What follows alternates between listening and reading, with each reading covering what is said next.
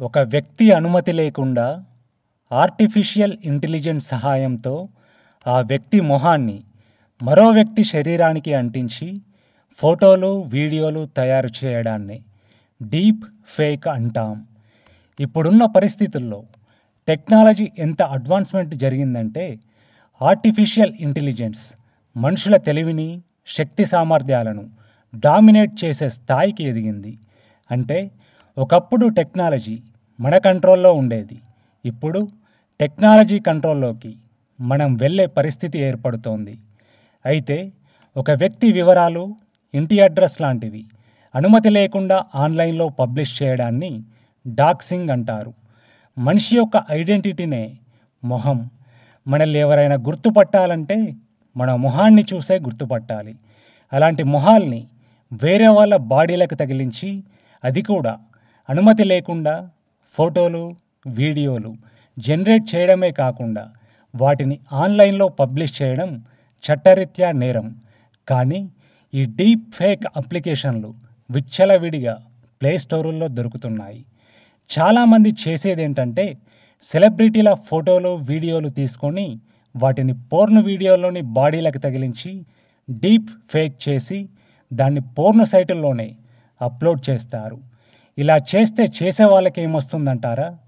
Celebrity porn watching అనేది normal people porn watching కన్నా ఎక్కువ వ్యూస్ని తీసుకొస్తుంది గనక. అలాగే ఇలాంటి వీడియోలు చూడడానికి వెళ్ళే సైట్లలో నీకు తెలియకుండానే నీ డాటా చోరీకి గురవుతుంది. సో పోర్న్ సైట్లోకి వెళ్ళినప్పుడు దేని మీద పడితే దాని మీద క్లిక్ చేయకపోవడమే మంచిది. అసలు పోర్న్ సైట్లలోకి వెళ్ళకపోతేనే ఇంకా మంచిది. డీప్ ఫేక్ అనే పదం మన దగ్గర బాగా పాపులర్ అయింది దాదాపుగా 6 నెలల క్రితం. హీరోయిన్ రష్మిక మందన్న ఒక డీప్ ఫేక్ వీడియో బయటికి రావడం వల్ల. నిజానికి అంతకంటే ముందే చాలామంది సెలబ్రిటీల వీడియోలు డీప్ ఫేక్ జరిగాయి.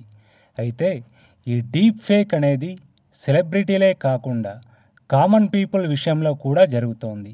ముఖ్యంగా అమ్మాయిలే డీప్ ఫేక్ కంటెంట్ తయారు చేసే వాళ్ళ టార్గెట్.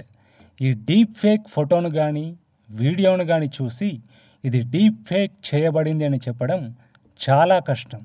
ఎందుకంటే ఏఐ ద్వారా తయారు చేసే డీప్ ఫేక్ ఫోటోలు కానీ, వీడియోలు కానీ ఒరిజినల్ అంత సహజంగా ఉంటున్నాయి. కాబట్టి కొంతమంది సైబర్ నేరగాళ్ళు సోషల్ మీడియాలని టార్గెట్ చేసి దాంట్లో నుండి అమ్మాయిల ఫోటోలను, వీడియోలను తీసుకొని డీప్ ఫేక్ చేసి తిరిగి వాళ్ళకే పంపించి డబ్బులు డిమాండ్ చేస్తుంటారు. అడిగినంత డబ్బులు ఇవ్వకపోతే ఈ వీడియోస్ని ఆన్లైన్లో పెడతామని బెదిరిస్తుంటారు. చాలామంది ఇలాంటివి భరించలేక డబ్బులు పోగొట్టుకుంటారు. సెన్సిటివ్ పీపుల్ అయితే సూసైడ్లు కూడా చేసుకుంటారు. ఇలా గనుక మీకు కానీ, మీకు తెలిసిన వాళ్ళకు కానీ జరిగితే అస్సలు టెన్షన్ పడకండి. ఏమాత్రం ఆలస్యం చేయకుండా, ఆలోచించకుండా విషయాన్ని పోలీసులకు చెప్పండి. తర్వాత సంగతి వాళ్ళు చూసుకుంటారు. ఈ టెక్నాలజీ బెడ్రూమ్లోకి కాదు, ఏకంగా మన బాత్రూంలోకి కూడా వచ్చేసింది. గొప్పలకు పోయి అనవసరమైన సమాచారాన్ని సోషల్ మీడియాలో పోస్ట్ చేయకండి. మన మొబైల్కున్న ఫ్రంట్ కెమెరాని కూడా నమ్మడానికి వీల్లేదు. టెక్నాలజీ అనేది 2 వైపులా పదునున్న కత్తి లాంటిది. భయపడాల్సిన అవసరం లేదు, కానీ జాగ్రత్తగా వాడుకుంటే మంచిది.